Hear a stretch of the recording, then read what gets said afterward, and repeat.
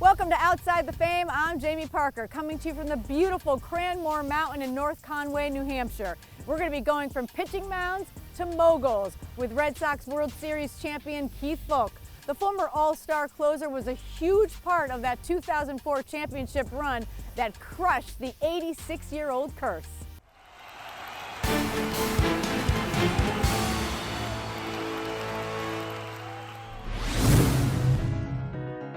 North Conway, New Hampshire, probably not where you would expect to see a former pitcher who grew up in Texas and lives in Arizona, but Keith Foulke is enjoying retirement by spending his time outdoors.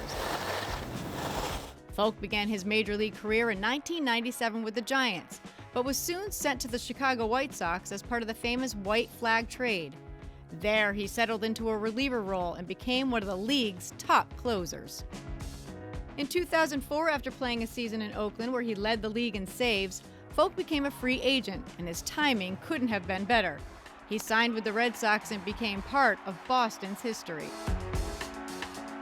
When you walked into that locker room for the first time, the cast of characters of that team, can you explain some of them? I mean, we're talking Damon, Millar, Pedro. I mean, the list goes on and on of the cast of characters. What about that crew? Yeah, it was a little humbling, because when I got to Boston, I was, in my early 30s, so I'd been around, I'd done some pretty good things, but you're walking in with, shilling with world championships, World Series MVPs. Pedro done everything that he's done, one of the best pitchers of all time. I played against Johnny when he was in Kansas City, and it's a lot of these guys, you get to know them, and they were always the best on their team. Now you walk in the door, and now we're on the same team. So when we really, when Theo and and the Fenway group put that team together, they put it together to win.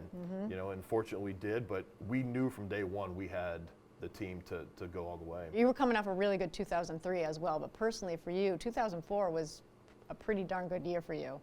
Yeah, it was pretty solid. Obviously the prize was there in the end. There's a lot of struggles involved in it, but it was the year that I remembered for, and obviously being part of the team that broke the curse and all that stuff, and doing it in Boston and the fashion we did it, it's memorable. Going up against the Yankees, which obviously is a huge rival with Boston, tell me what that series was like, the ALCS that year. Well, the first series we played against them was terrible. Yeah, yes. We went out there and it's like we didn't know what we were doing. I mean, we just got freight trained. But after Game 3, everybody walks in the in the locker room, and you all kind of sit down. It's really quiet, and you're like just embarrassed, flat out embarrassed. Right? We just got blew out. And you kind of look around, and as time kind of goes on, people start to chatter, and it's like somebody says something over here, and next thing you know, it kind of built, and it's like, what, boys, what are we going to do? Two things are going to happen right now, right? Both of them are positive, right? We're going to pack up our stuff and go home for the winter, and then you're going to enjoy your winter with your family, do whatever you do. Or we're going to come out, play good ball tomorrow, and we're going to win, play another day. And so we just kind of kept that, took all the pressure off. It's like, we've already dug our hole. It's like, it just depends if we want to lay down or we want to get out of it. You forgot a pretty important piece of your uniform in one of the games. No, I'm assuming you're talking about the glove. Yes, I am. It was one of those, so that was after Game 5 when we were leaving Boston going back to New York, I guess. And it's hectic in there. It's like you're down 3-0, now it's 3-2, and so the buzz in there. There's 1,000 media, and the clubhouse guys pack up some of your stuff, and then you pack up all your personal and all that stuff. I mean, somehow I just forgot my glove. Oh my gosh. Laskanik wore the same glove, a little bit smaller, but. Right.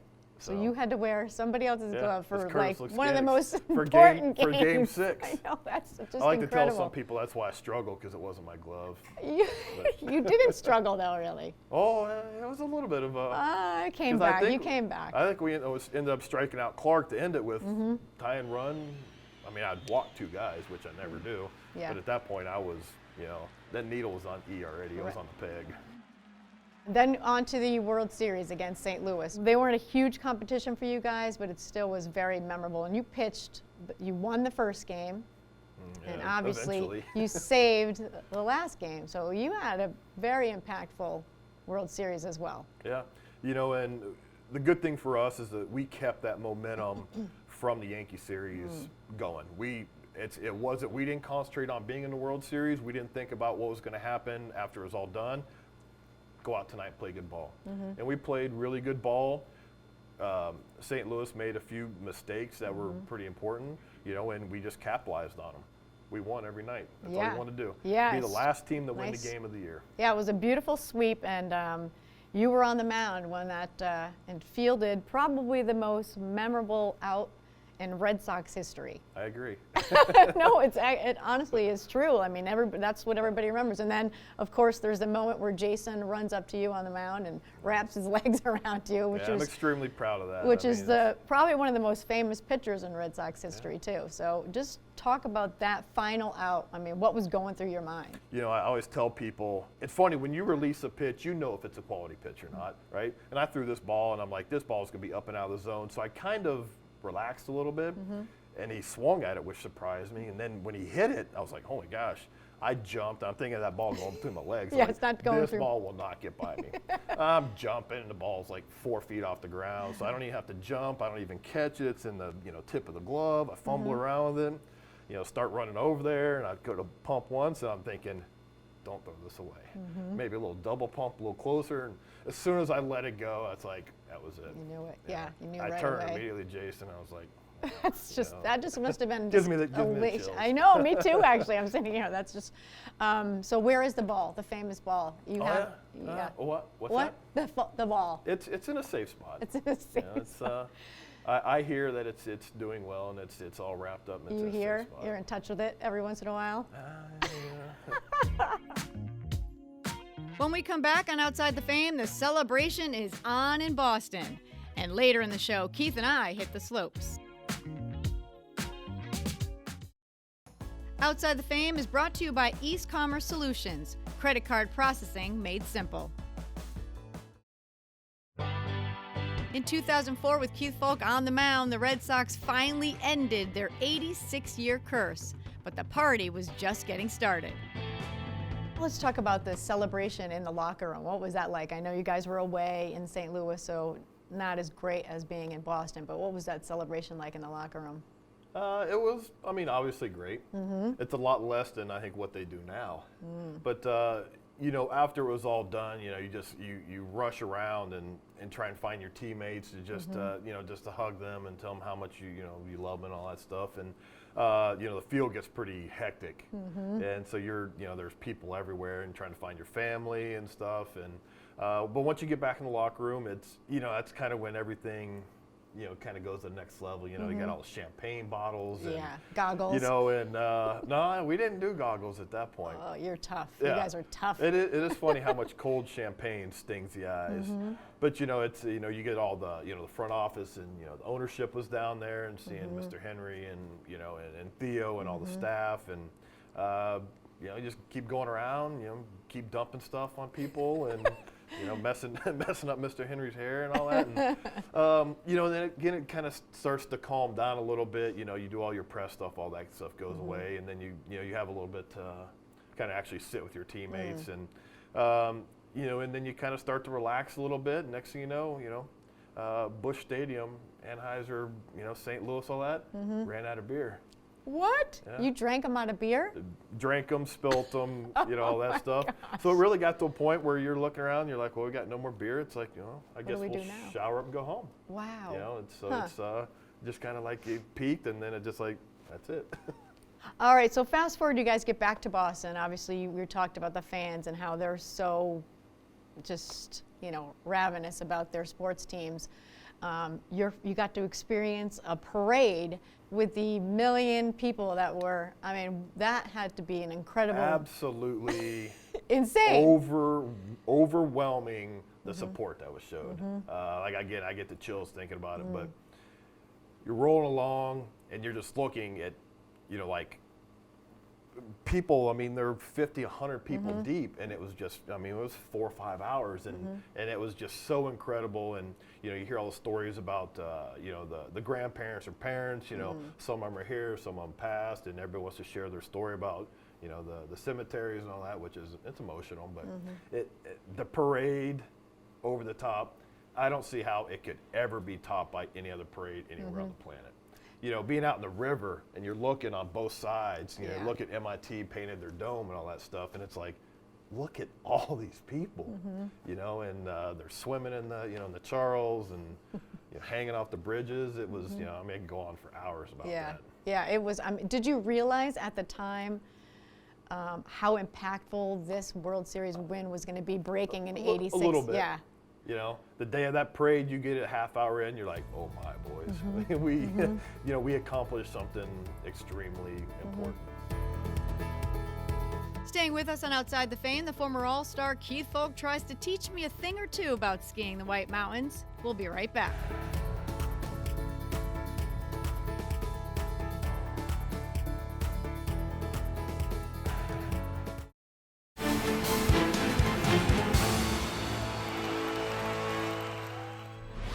I am here with Ed Maderos, the CEO of Ecommerce Solutions. Ed, welcome. Thank you for having me. So let's just first talk about the company and how long you've been here. Tell us what the company does. So Ecommerce Solutions provides business solutions for any type of business and every type of business to accept credit cards, online, gateways, in-store, smart solutions. Also have our own point of sale company that offers software and hardware for businesses, as well as we have our own payroll service. We keep it simple so the customer understands what they're getting and listen to them to understand what their needs are. Which is That's your important. motto, your motto. Yeah, it is. Credit card processing made simple. I got it down. We started it that way and we're going to finish that way.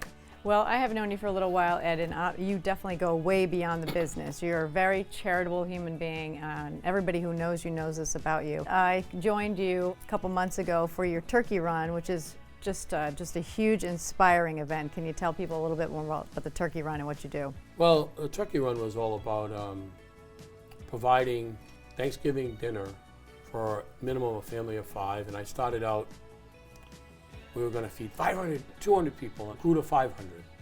Last year was 13,000 people we fed, a little over that. So we travel, as you saw, place to place, and deliver the turkeys to institutions that distribute them to families. And on Thanksgiving Day, you know, when I'm at home, I always give thanks to be able to do that.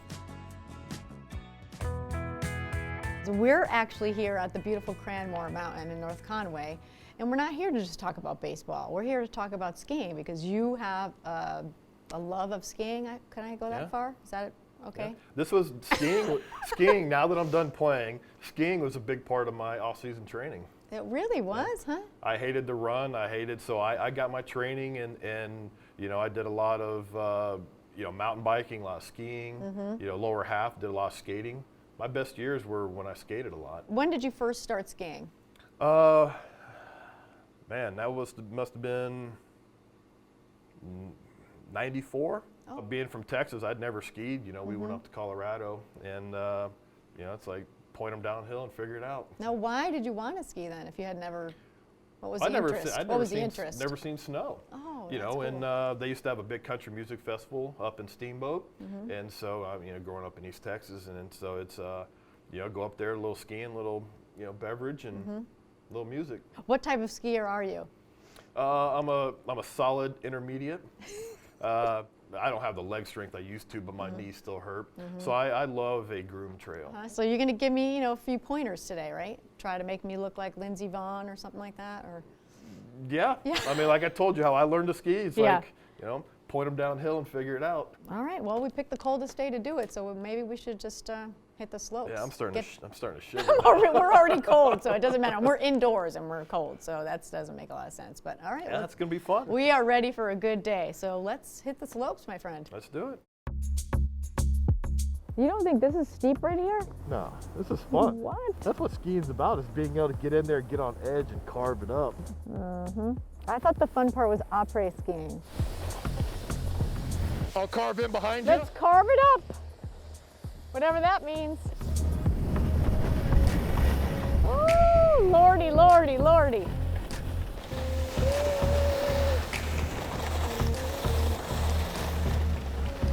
Oh God, I can't stop, I can't stop, I can't stop.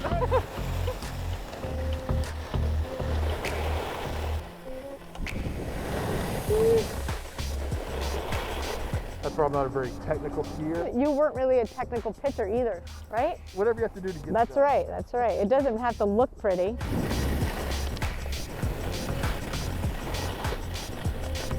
Woo! Such a good little run right there.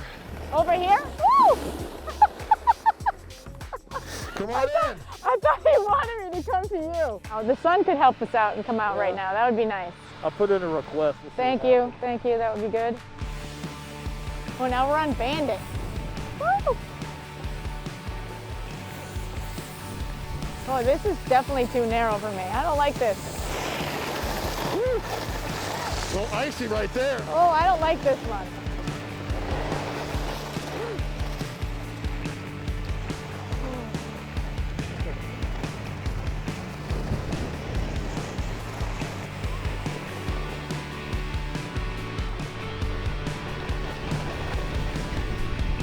Man, that was crunchy.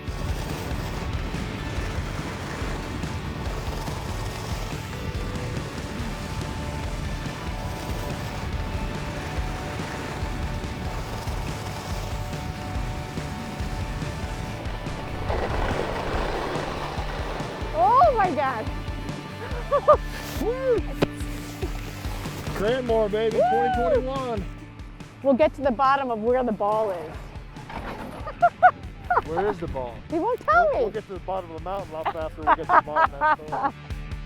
Stay with us, more Outside the Fame with the closer when we return.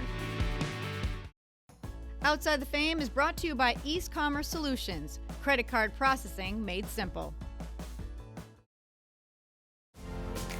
Winning the 2004 World Series was the pinnacle of Keith Foulke's career, but the joy of this historic achievement didn't last too long.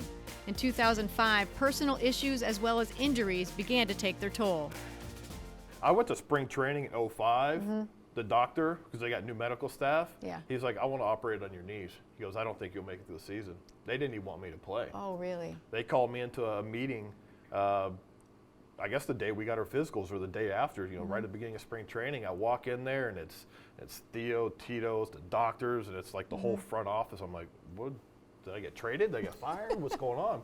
And at that point, that's, you know, I'm coming, obviously the high of 04 was, you know, was incredible, but then the low of, you know, divorce and all that. And so I was so torn in my personal life that I was like, what do I do? And I'm like, screw it, I can't sit on the DL. So I'm like, you know, I'll show you, right? And I made it about, I don't know, 2-3 months and won the DL the first time and had that one operated on, tried to come back in a few weeks, still in so much pain. And yeah, I mean, we just, we fell off the mountain hard and fast. So that's my biggest regret in my entire career is I did not have my knees fixed before 05. He played in parts of the 2005 and 2006 season in Boston and finally retired in 2008. Foulke worked as a bullpen advisor for the Red Sox for a few seasons, but today his retirement days are mostly taken up by being a part-time skier and a full-time father.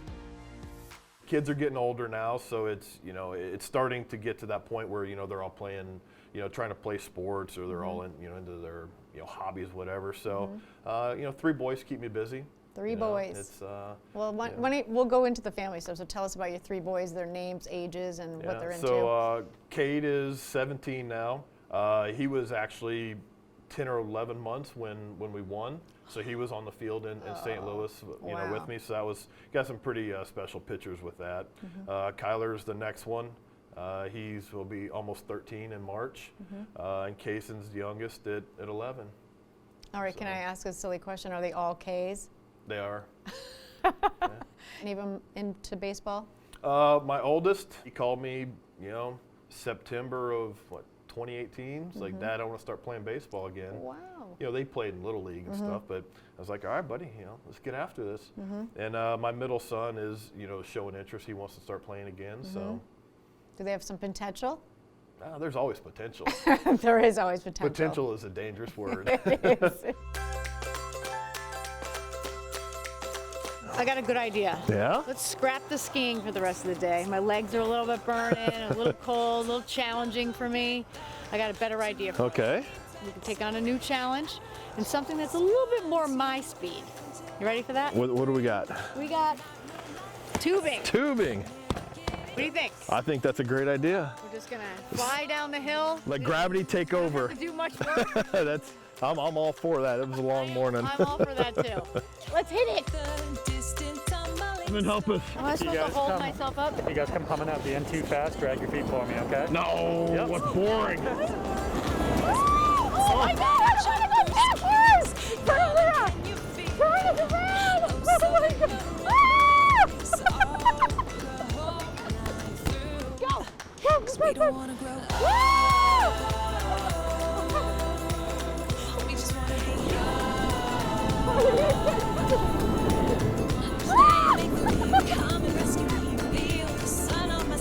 I can't feel my cheeks. I can't feel them. Slow it down, folks.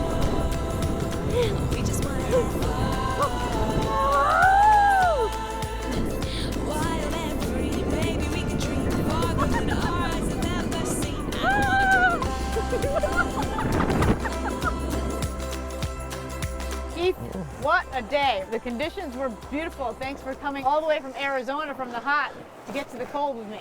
Yeah, you know, every once in a while it's nice to get out of paradise, come see how the other half of the country lives. I'm going to call this paradise right here at Cranmore. Ah, not too bad right here. Yeah, I did all right?